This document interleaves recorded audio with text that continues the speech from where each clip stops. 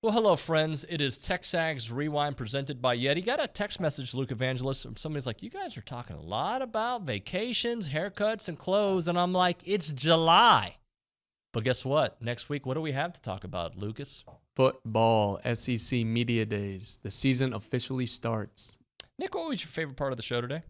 Definitely probably hearing from Bronny. I pulled up the rewind. I had a lot going on, but hearing from Bronny talk about the MLB draft picks and especially the guys that I guess didn't get picked and what they're going to mean for Aggie baseball going forward. Well, I really enjoyed that. There's no doubt about that. But I want to get a raise. And my favorite part of the show was Billy Liucci returning to the show. Yeah, it's been a while. It's been like 15 days, I think I counted on our YouTube page. So been a minute.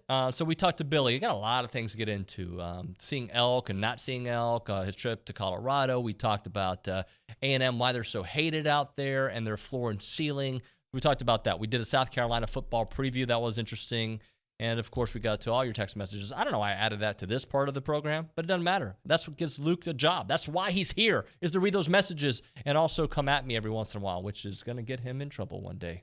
Well, Billy did a great job. He was pretty funny talking about describing David at a party or at a wedding, and I found it to be pretty accurate. Yeah, it's interesting. But I would never say those things myself, ever. No. David, I'm with you on that fight, though. I'm not a dancer either. I'd much rather just kind of sit and chill, you know? What dude dances? Exactly. Me. Look at him. Let's TexAgs Rewind.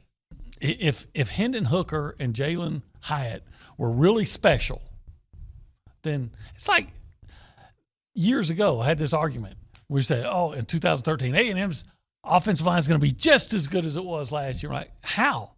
You're going to take Patrick Lewis and Luke Jokel off that line and get better or stay the same? You can't. Right.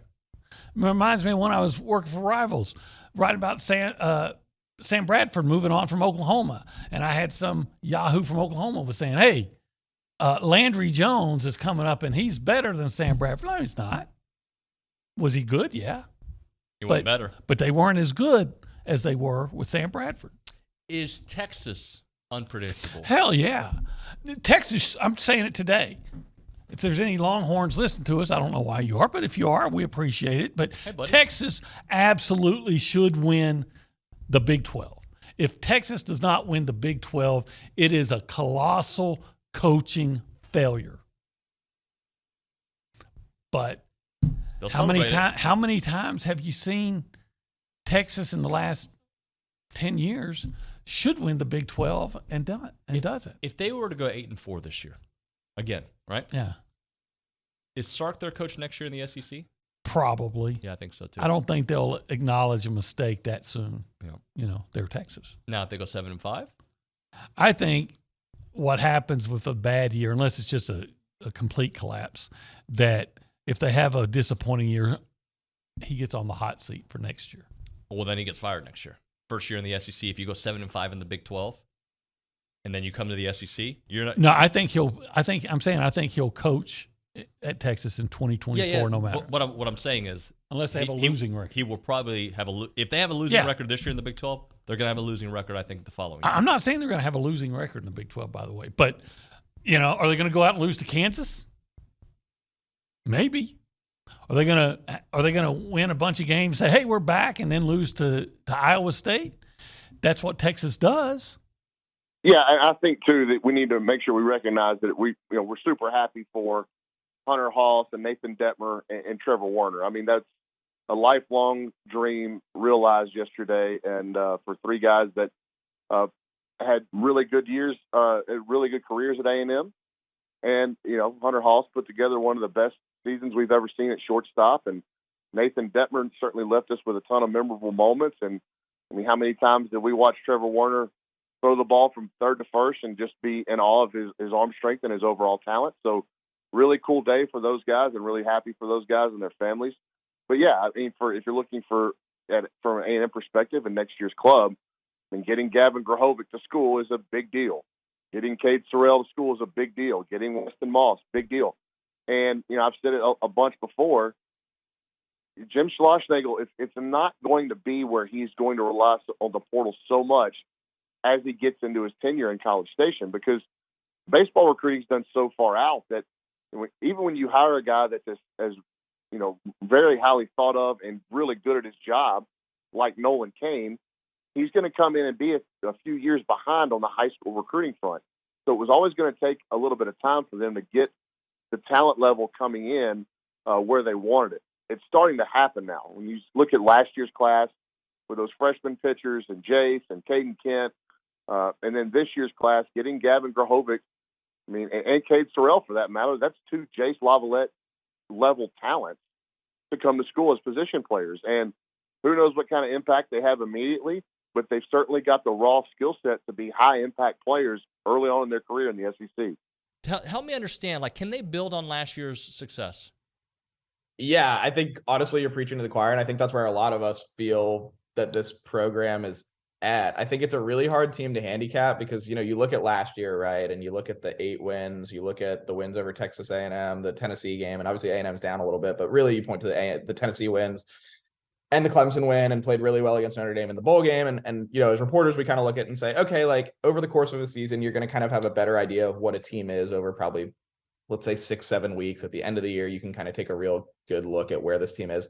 South Carolina's now played the entire 2022 season. You have 13 games to look at, and I'm not sure what to make of that team. So it's kind of an interesting dynamic where you look at it as obviously they've got some big wins. They also, tripped over themselves a little bit against Missouri and had some moments in some other games as well. So I think when you fast forward that and spinning it more toward this year, it's kind of the same thing of, okay, South Carolina won a couple of really big games. They beat A&M for the first time, right?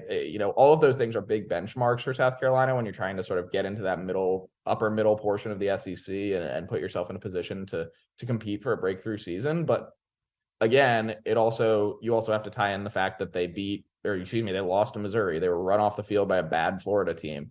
All of those things, that's what I think makes it so hard to handicap this team. And again, I think going into this year is the same kind of thing. So I think that, if you get into it and you say, hey, this team's going to win 7 or 8 games, they're probably in the similar realm to last year. It's a small sample size, but in 2 years, Beamer's teams have been kind of good for an upset or two a year.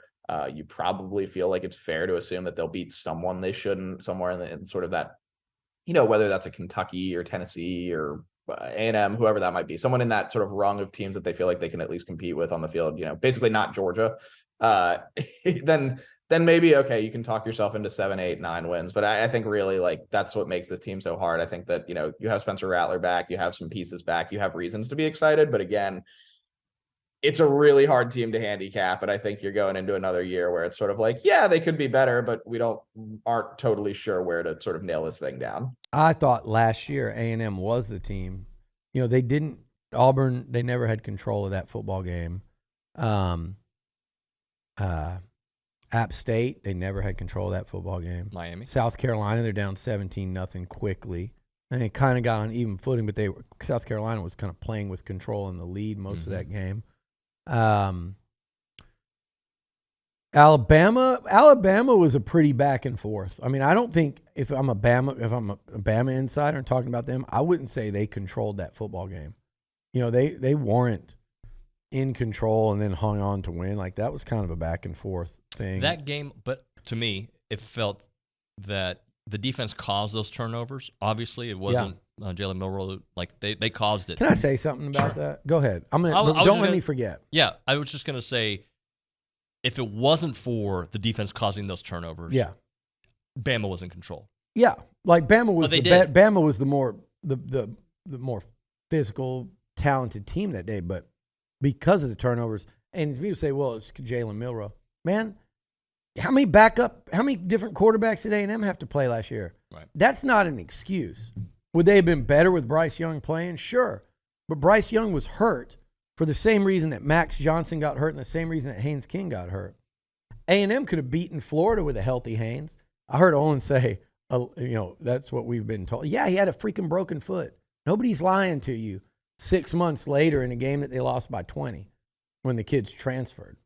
He broke his foot or whatever it was that he did to that foot and severely screwed it up on the last play that he was in before halftime. And the offense did nothing after that. But that game, obviously, you had no control. You were even at the half, and then you lost control.